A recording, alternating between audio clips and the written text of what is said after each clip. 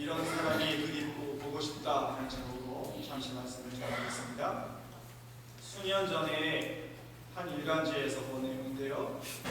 한 사회학자가 본인의 개인적인 견해를 이야기한 겁니다. 우리나라의 상황을 보면서요. 이분이 이야기한 하나의 용어가 있는데요. 바로 상노미제이션이라는 조금 어려운 말이 있습니다. 조선시대에 신분이 낮은 사람을 일컫는 그 상노무와 근대화를 뜻하는 모더니제이션을 합성해서 만들어진 단어입니다. 한국의 근대화는 한마디로 상nom화 과정이었다. 조금은 듣기 거북한 말이기도 합니다. 모든 가치를 돈으로 환산하는 천박한, 악다구니를 써서라도 내 이익을 지켜야겠다는 그런 근성, 국가의 안보보다는 지역의 경제를 소중하게 여기는 그런 이기주의, 안전에는 상관없이 컨테이너를 하나라도 더 배에 실어야겠다는 그런 생각, 수많은 생명이 죽어가는 걸 알면서도 나만 도망치는 그런 모습, 끌어내리는 것은 잘해도 올려주는 일은 인색한 이런 모습, 이런 모습을 보면서 이것이 바로 정신의 상노미제이션이다 이렇게 말을 했습니다. 반면에 서양은 어떤가? 서양의 근대화 과정은 교양을 갖춘 시민이 만들어지는 과정이었다고 말을 합니다. 종교개혁, 르네상스, 인문학 발전, 산업혁명을 거치면서 귀족들이 가지고 있던 그런 문화와 예의가 일반 백성들에게 전해지면서 시민정신이 생겨나게 되었습니다. 귀족 문화를 시민정신으로 발전시키는 서양과는 달리 우리나라는 과거의 귀족 문화를 전면 부정하는 모습을 보였습니다. 고구려 신라 백제 시대의 귀족, 또 통일신라의 귀족, 고려의 귀족, 조선의 사대부 문화를 부정하고 나쁜 것으로 악한 것으로 취급했습니다. 단지 평민들을 괴롭히는 집단으로만 여기고 폄훼한 것이 사실입니다. 그래서 조선시대의 양반도 일상생활에서는 비하시키는 말로 쓰지 않습니까? 양반이 중요하게 여기던 인의 예제시는 이제 냉소의 대상이 되었습니다. 물론 일제강점기와 6.25 전쟁 같은 역사를 거치면서 생존의 그늘에서 살아야만 됐던 그런 삶의 절박함도 이해할 수가 있습니다. 그리고 어떤 나라보다 빠르게 성장했던 경제 발전도 한 몫을 했을 것입니다. 그럼에도 불구하고 우리는 시민 정신에 부합하는 양반 정신을 회복해야 될 필요가 있다. 여기까지 그분의 주장이었습니다. 물론 동의하지 못할 부분도 있습니다. 때가 오를 때인데 상놈이고 양반이냐 이런 생각을 할 수가 있습니다. 그러나 우리는 생각해야 됩니다. 우리가 얼마나 하나님의 음성을 붙잡고 살아가고 있고 또 얼마나 시민으로서의 모습을 보여주고 있고 또 얼마나 우리의 모든 찬란했던 과거도 부정하고 있는 것은 아닙니다. 한번 생각해 볼 필요는 있습니다. 왜냐하면 우리 지난 2000년의 교회 역사를 생각해 보십시오. 이것은 악인을 그리스도인으로 만드는 과정이었습니다. 정말 죽을 수밖에 없는 저 처참한 죄인이 그리스도인이 되는 과정이 지난 2000년의 교회의 역사였습니다. 그리스도의 장성한 분량이 차기까지 우리는 성장해야 하고 우리의 모든 부분들이 예수 그리스도를 향해 나아가야 됩니다. 그런데 과연 우리가 그렇게 하고 있는가? 오늘 저는 바나바라는 한 인물에 대해 나누어 보고자 합니다. 오늘 본문 24절입니다. 바나바는 착한 사람이요 성령과 믿음이 충만한 사람이다. 이에 큰 무리가 주께 더하여 지더라.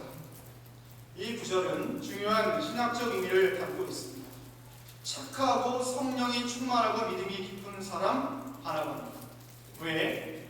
성령 충만과 믿음이 깊다는 형용사보다 착하다, 선하다 이 형용사가 먼저 등장했을까요? 우리는 착하다라는 말을 잘 쓰지 않습니다. 특별히 우리는 신앙생활을 할 때 이 단어를 잘 안 쓰죠. 왜냐하면 이 단어는 왠지 인간적인 냄새가 풍깁니다. 성령 충만하고 믿음이 깊으면 되지 착하다는 말을 사용하게 되면 이 성령과 믿음보다는 인간적인 부분을 강조하는 것 같기 때문에 또 예수님 안 믿는 사람도 착각할 수 있다는 착각을 유리하기 때문에 이 단어를 쓰기를 꺼려합니다. 그러나 착하다 이 단어 헬라어로 하기우스입니다. 이 하기우스라는 단어가 어디에서 사용되는지를 알면 생각이 달라지실 것입니다. 마태복음 25장을 보면 그 유명한 달란트 비유가 나옵니다. 재능대로 달란트를 받았죠. 2달란트, 5달란트를 받은 종들이 각각 2달란트와 5달란트를 남겼을 때에 주인이 그들을 어떻게 칭찬합니까? 마태복음 25장 21절 23절 그 주인이 이르되 잘하였도다 착하고 충성된 종아 내가 적은 일에 충성하였으며 내가 많은 것을 내게 맡기니 내 주인의 즐거움에 참여할지어다. 주인은 동일한 말로 두 사람을 칭찬합니다. 그 칭찬의 내용이 뭡니까? 착하고 충성된 종아. 여기에서의 착하다라는 형용사가 바나바에게 그대로 쓰이고 있습니다. 여러분, 착한 것은 영적인 것입니다. 착한 것은 신학적인 단어입니다. 우리가 일반적으로 애들을 키울 때 밥 잘 먹는 애한테 아이 착하다 그런 얘기 하지 않습니까? 그게 착한 걸까요? 그냥 애가 먹성이 좋은 거예요. 걔가 공부를 잘합니다. 아유 착하다 이렇게 합니다. 그게 착한 겁니까? 그냥 성적이 좋은 거예요. 지난주에 우리가 무슨 말씀을 들었는지 생각나시는 분이 과연 이 자리에 몇 분이나 계실까요? 우리는 머리가 나빠서 그렇다고 생각합니다. 스스로 미안하죠. 나이가 들었기 때문에 당연하다. 그런데 그렇지 않습니다. 에베소서 2장 3절에 본질상 진노의 자녀인 우리는 예수 그리스도의 십자가에 관심이 없습니다. 우리는 영적인 것에 관심이 없고 지금도 우리가 생각하는 건 세상적인 일입니다. 내일 직장에 나와서 어떻게 하지? 내일 당장 돈이 필요한데 이거 어떻게 하지? 내일 내가 이렇게 해야 되는데 어떻게 하지? 예배 자리에 앉아있는 지금 이 순간에도 우리는 영적인 일에는 관심이 없습니다. 아 피곤해 빨리 설교 끝내지. 늘 이 생각만 하고 우리는 삽니다. 오직 믿음으로 말미암아 구원을 받았다고 우리는 확신합니다. 맞습니다. 구원을 받았습니다. 귀한 복음입니다. 얼마나 감사한 일입니까? 그런데 그럼에도 불구하고 우리의 가슴속에 왠지 피어나오는 이 불안감은 뭘까요? 이럼에도 불구하고 내가 과연 오늘 죽으면 천국 갈 수 있을까? 우리는 스스로에게 자문하고 불안하지 않습니까? 얼마 전에 세계적으로 유명한 한 신학자가 냉철하게 우리 조국교회의 강단과 성도들을 향해 이런 비판을 한 적이 있습니다. 조국교회는 구원파를 이단이라고 정죄하면서 실제로 강단에서는 우리 교회 빼고 강단에서는 선포되는 말씀이 구원파의 그것과 차이를 찾을 수가 없다. 그리고 우리 성도들도 구원파를 이단이라고 생각하면서 실제로 그들의 삶을 찬찬히 뜯어보면 구원파 성도들의 그것과 차이를 찾을 수가 없다. 저는 참으로 이 말이 부정하고 싶었지만 부인하기 힘든 이유는 오늘 이 본문의 단어처럼 우리는 착하지 않습니다. 믿음으로 구원받았다는 사람의 모습이 때로는 보이질 않습니다. 교회는 행동으로 세워진 것이지 믿는다는 고백만으로 세워진 게 절대 아닙니다. 피 흘리기까지 싸운 믿음의 선조들이 없었다면 오늘날 우리는 이 자리에 없습니다. 성령께서는 사람의 기질을 변화시킵니다. 성격이 급한 사람, 화를 잘 내는 사람, 나서기를 좋아하는 사람, 또 싫어하는 사람, 이렇게 사람의 기질을 변화시켜서 사용을 하십니다. 그런데 우리는 내 기질대로 믿으려고 합니다. 자신의 기질은 그대로 두고 그 기질대로만 믿음 생활을 하려고 합니다. 고린도 교회가 성령의 은사를 많이 받은 교회였습니다. 고린도전서 1장 7절에 너희가 모든 은사에 부족함이 없어 우리 주 예수 그리스도의 나타나심을 기다림이라, 이런 말씀처럼 고린도 교회 성도들은 모든 은사에 부족함이 없었습니다. 그들은 참으로 성령의 은사가 많았습니다. 그런데 바울이 이 교회 성도들에게 뭐라고 하고 있을까요? 너희는 아직도 육신에 속한 자로 너희 가운데 시기와 분쟁이 있으니 어찌 육신에 속하여 사람을 따라 행함이 아니리요. 참 이상하지 않습니까? 성령의 은사가 충만한 교회인데 너희들은 아직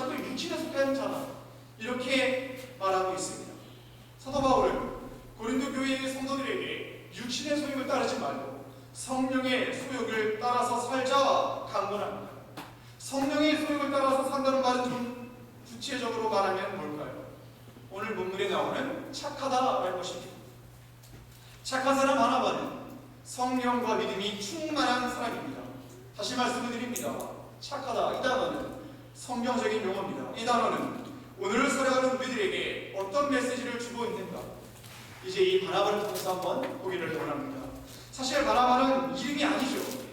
바나바는 별명입니다. 바나바의 원래 이름은 요셉이에요. 사도행전 4장 36절, 구브로에서 난 레위족 사람이 있으니 이름은 요셉이라. 사도들이 일컬어 바나바, 번역하면 위로의 아들, 이렇게 불렀다는 겁니다. 즉 바나바가 뭐라고요? 별명이라고요. 요셉이라는 사람의 별명, 위로의 아들입니다. 바나바는 사도들이 전하는 복음을 듣고 아마 큰 은혜를 받은 것 같습니다. 자신의 밭을 다 팔아서 헌금을 합니다. 사도들은 그 헌금으로 가난한 사람들의 필요를 채워줍니다. 요셉은 자신을 드러내는 것에 큰 관심이 없었던 것 같습니다. 아마 조용히 예수님을 믿고 싶었던 것 같아요. 그런데 이후에 바나바가 등장하게 되는데 사울 때문입니다. 우리가 잘 아는 바울이죠. 예수님을 믿는 사람들을 핍박하는 사울이라는 청년이 다메섹에서 주님을 만납니다. 예수가 하나님의 아들이라고 전하고 다닙니다. 이 사울이 예루살렘에 이제 오죠. 예루살렘의 제자들과 사귀려고 할 때 아무도 믿어주지 않습니다. 정말 아무도 믿어주지 않았습니다. 이때 만약에 사울이 예수님을 믿는 사람이라고 인정을 받지 못하면 그는 복음 전도자로서 사명을 감당할 수가 없을 것입니다. 근데 바로 그 순간에 사울을 데리고 사도들에게 간 사람이 있죠? 바로 누굴까요? 바나바. 바나바는 사울이 어떻게 다메섹 도상에서 예수님을 만났는지, 예수님이 무슨 말씀을 하셨는지, 다메섹에서 사울이 어떻게 예수님의 이름으로 담대하게 전했는지를 그대로 전해줍니다.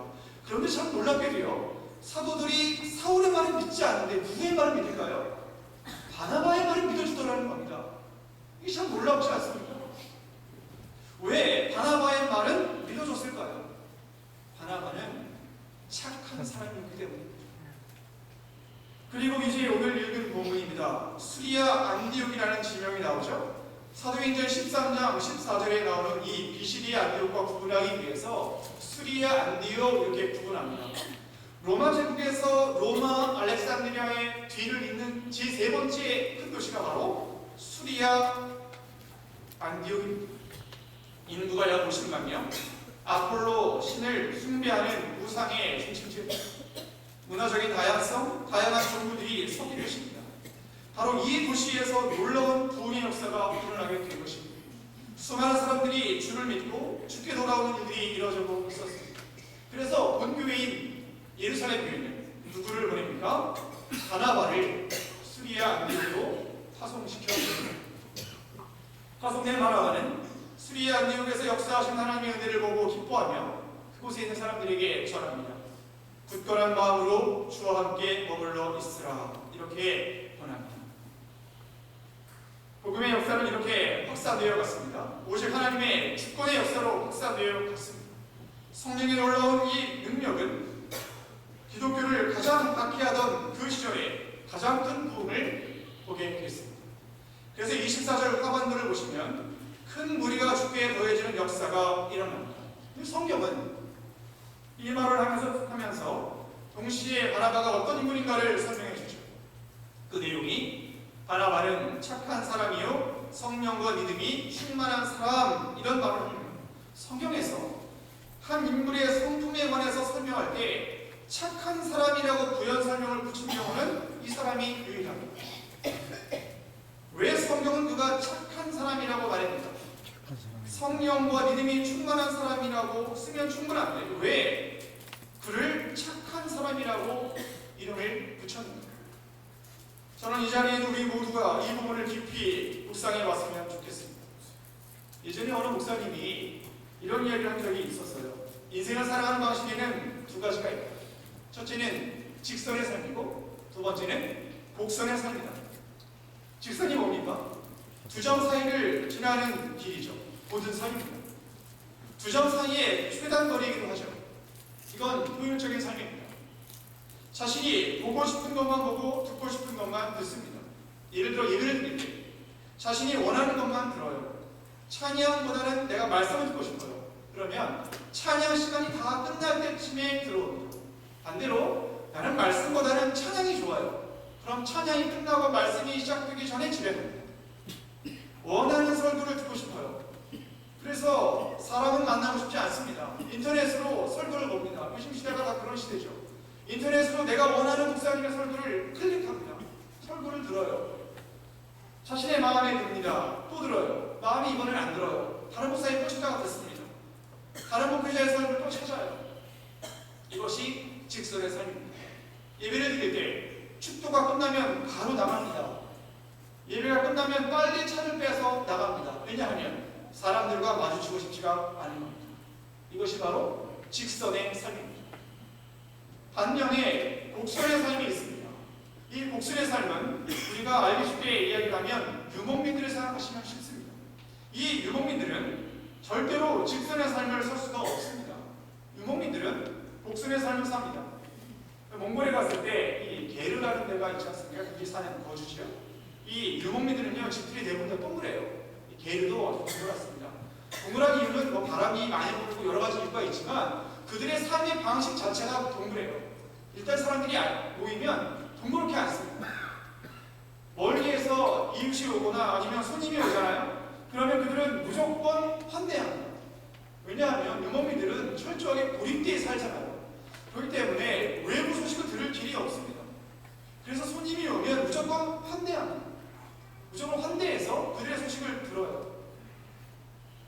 아브라함, 이삭, 야곱과 같은 믿음의 선조들은 유목민입니다. 그들은 손님들을 잘 접대합니다. 그들은 곡선의 삶을 삽니다. 관계가 있어요. 환대가 있습니다.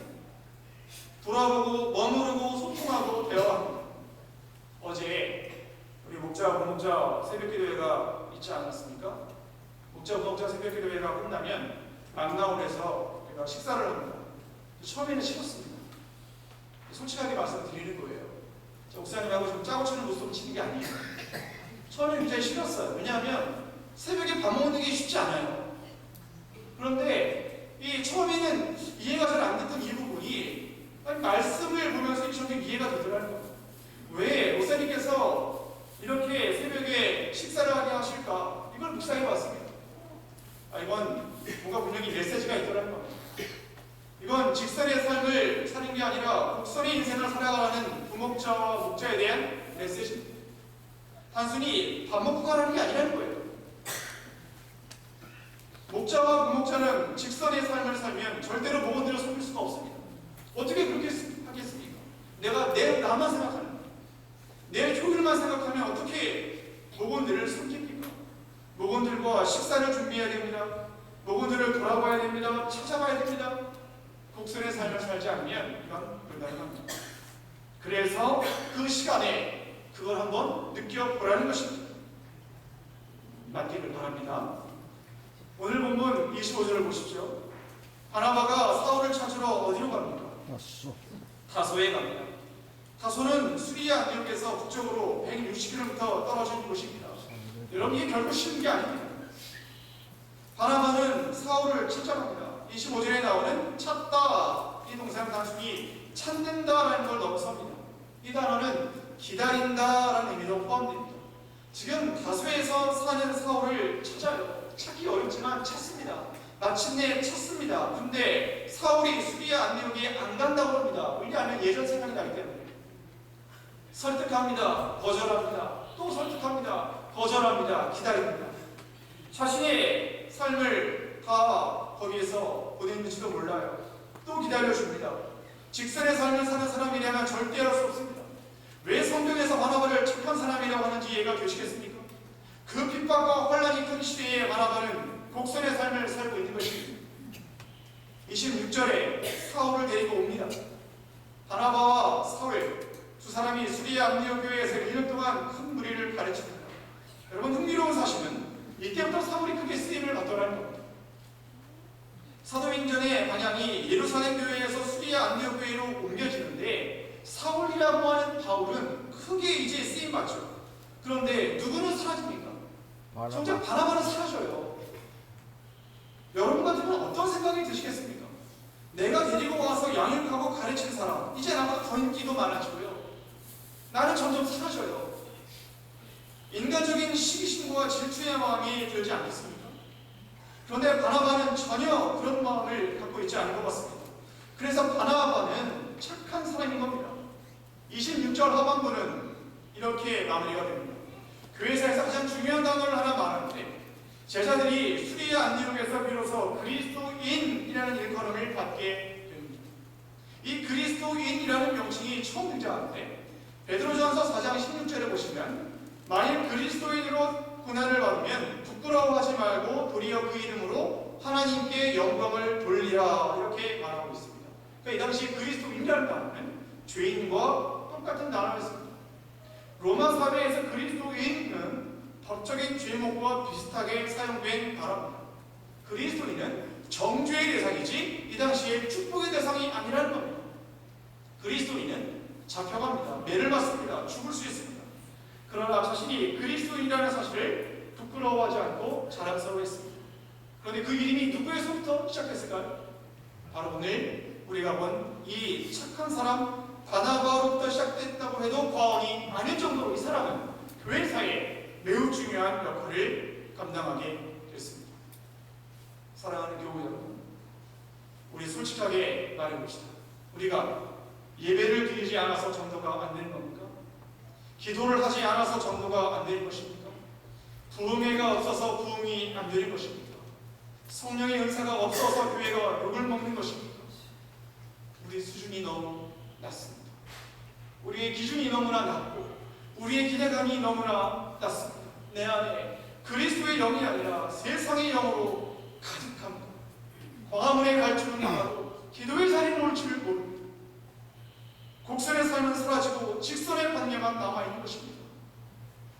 오늘 살펴본 바나바를 깊이 묵상해 보십시오. 불꽃처럼 살다가 조용히 사라졌습니다. 이름 없이 빛도 없이 그는 그렇게 사라졌습니다. 사울이라는 바울이라는 꽃을 피우기 위해 필요했던 흙 같은 사람, 이 바나바, 이런 사람이 우리가 되기를 원합니다. 사도 요한의 이야기만 드리고 설교를 마칩니다. 사도 요한이 약 120세에 하나님의 부르심을 받았습니다. 그분이 약 119세 때에 마지막 설교를 한 기록이 문헌에 남아있습니다. 참 놀랍죠? 119세에 그분이 마지막 설교를 합니다. 그런데요, 이분이 강단에 올라올 때 연세가 많으시니까요, 강단에 올라오는 데만 30분이 걸렸대요. 강단에 올라오신 데만 천천히 걸어오시니까요, 30분 동안 강단에 올라오신 다음에 그분이 한 말은 딱 하나입니다. 성도님 여러분, 예수님 잘 믿으십시오. 이 말하고 다시 내려가셨습니다. 메시지가 중요한 게 아니라 메신저가 중요한 것이죠. 누가 전하는가가 중요한 것입니다. 그리고 오늘 바나바는 누가 되기를 원하는 것입니다. 사랑하는 여러분, 이 세상에 아무리 많은 소리가 있더라도 내가 누군가를 먼저 살펴보십시오. 내가 과연 착한 사람인가, 위로의 아들인가, 딸인가, 그 부분을 늘 생각하셔서 정말 이런 사람이 그립고 보고 싶은 이 시대에 바로 이 자리에 누군가를 그런 사람이 되시기를 주의 이름으로 간절히 소망합니다. 아멘. 기도하겠습니다.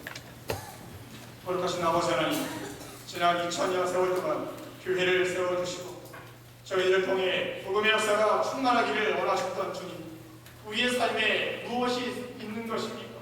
우리의 삶에는 도대체 어떤 기준과 수준으로 살아가고 있는 것입니까? 아버지 하나님, 착한 사람들이 되게 하소서. 참으로 죽어가는 영혼들에게 생명을 증거하고 믿을 만한 사람들을 되게 하시고 진정으로 그리스도인으로 살아갈 수 있도록 이 자리에 있는 모든 심령들의 마음을 붙잡아 주시고 여기서뿐만이 아니라 가정과 직장과 또한 어디에서도 그런 사람으로 살아갈 수 있도록 그리함으로 참으로 아름다운 꽃을 피워내는 흙 같은 사람들 될 수 있도록 주여 인도해 주시옵소서. 예수님의 이름으로 기도합니다. 아멘.